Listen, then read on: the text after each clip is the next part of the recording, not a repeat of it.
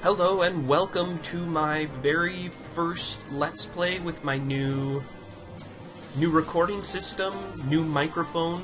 So hopefully I can get some pretty good high quality 2-channel sound this time. The program I was using was just one channel and the sound quality wasn't that great. So I've decided to do a little bit of upgrading. And I guess with this new equipment comes a new game. Not very new, it's still a roguelike, Dungeons of Dredmor, so let's just go ahead. Permadeath, always. If you're playing a roguelike, it's got to be. That just makes sense to me. Now I'm going to go through my skill choices for this first video in somewhat depth. Unlike a great variety of roguelikes where you choose a class and it sort of fills in all of the skills and abilities that you get, for this you get to customize your character, which is really awesome. And I'm just going to go with the cheapest, I guess easiest to play, I want to ascend right this second kind of character. So the very first ability, some say is like incredibly overpowered. This fungal arts lets you make mushrooms from corpses of dead enemies, and the mushrooms have a variety of pretty great effects. With that, I'm choosing Archaeology, another very overpowered skill. It has a variety of effects. Probably one of the best, and I'm going to keep going over this again, is the ability to detect and disarm traps.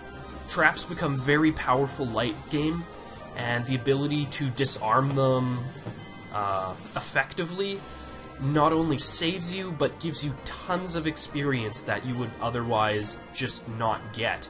So with that, I'm also taking Burglary, which further improves my ability to disarm traps. And it gives me some really awesome skills. I can make lockpicks for free, which allows me to pick doors and chests, which would otherwise, that's some more experience that you cannot get if you just kick down doors. Now, I like to go a little magic-based. I find that weapons don't scale very well late game, so you can get the best sword in the game, but it's like it almost does the same amount of damage late game as it does early game. So I like to get a little bit of magic. Promethean magic is very good for crowd control. You can... There's various fire magics that you can just keep spamming, and if you have this blood magic ability, it will just make it so you can keep casting it, keep killing things, and control a very large number.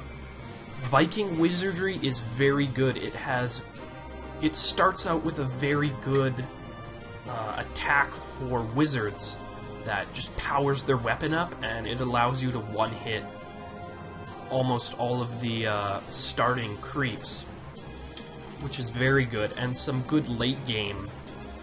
You can freeze opponents, or I forget what it is. You put like a glyph on them and it deals damage over time. So you can basically lock down some enemies so that you create a barricade between you and, say, a monster farm, and then just slowly drain their health. There's also I usually pick stabs. It pays to pick a combat proficiency. If you don't, you'll just be fumbling with weapons. You'll get a modifier that makes it so you can't hit very well, and stabs just give me bonus magic. So what will I call this guy? This one will be DeWaldo. It's a good standby. So in ages long past, great heroes bound the Dark Lord Dredmor in the depths of the earth. And you basically have to go down. He's sitting there in level 10. You have to find your way there and kill him. Sorry if you wanted to read those.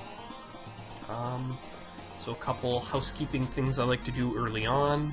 Expand my map. I like to put my inventory down here. And since I chose fungal arts, it starts me with all of these different mushrooms. This mudwen doesn't do anything. It poisons you, it's very bad. But other than that, Greedy Bungle Cap is an incredibly powerful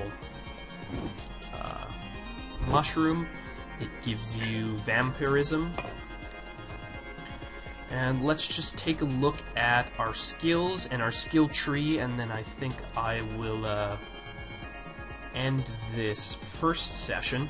So like I was saying, Magic Steel, it imbues your weapon and your armor with lightning power, so it deals more damage, and if enemies attack you, they'll get damaged.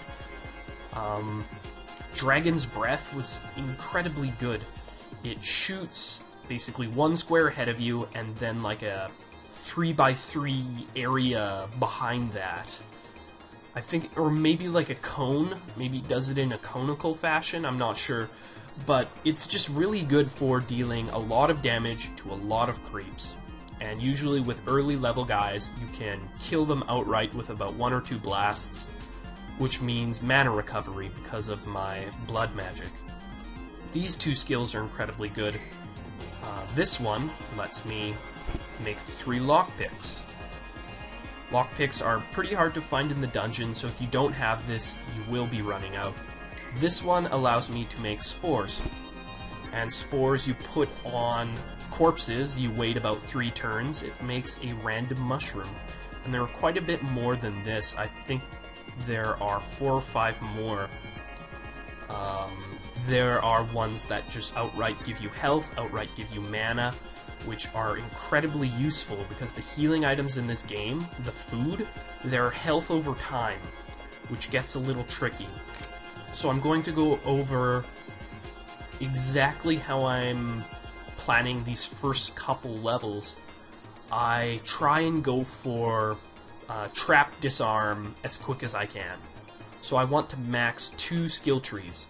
I'm going to start probably with lockup, because it's a very good ability that lets you freeze an enemy in place, good for crowd control, very good if you're getting mobbed, and it also, if you see that little, that gear logo, that is trap disarm skill. So I'll start with that. Early levels, I think, are all about getting as much experience as you can, as early as you can. So trap disarm, I also like this skill. It belongs in a museum. You can take artifacts, maybe you get them through a quest, because there are quests in this game, or you find them and you just don't want to use them. You can use that skill and it converts it to experience. And then these final 2 skills are both really good and they give you trap disarm. This one allows you to change the blessings on an artifact so that it might be more geared towards you. You can find, say, a staff that's all about dealing physical damage, and you can turn that into magic damage. Ancient Krongian Ritual, we'll go over this a bit later, but you find some anvils along the way, and they can bless, or I guess debuff, your weapon. Usually they'll bless your weapon, but this allows you to use an anvil twice, which is really good. Can't do that without this Archaeologist branch. Like I said, such an overpowered branch. I'm not going to get into the spells right now. I'll tell you a little bit about fungal arts. This Slime Herder is very good. These fungal arts add, I guess, poison ability to your attacks as well. You can see that little circle, green circle with a 1. But Slime Herder is very good. It lets you, it summons like a little slime for you. And pets in this game aren't very good in the damage they deal.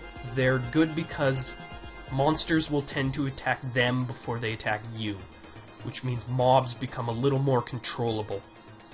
Moldsmith I find really good. This Mudwen is the worst mushroom. It won't give you anything good. So you can just use this Moldsmith, transform it into maybe Fairy Woggler, which gives you instant health. That's very good. I haven't gone to the higher levels of this, but I really want to get to the Fungal Mastery of Yugoth. So that's it for this edition. I'm probably going to play only a little bit of Dungeons of Dredmor. It gets a little bit grindy, so I'll see what the response is to this game. I'll probably only go to level 3 just to show you what the game is like, early gameplay where it's interesting. I could come back to it, I'm not sure. So that's it for this edition.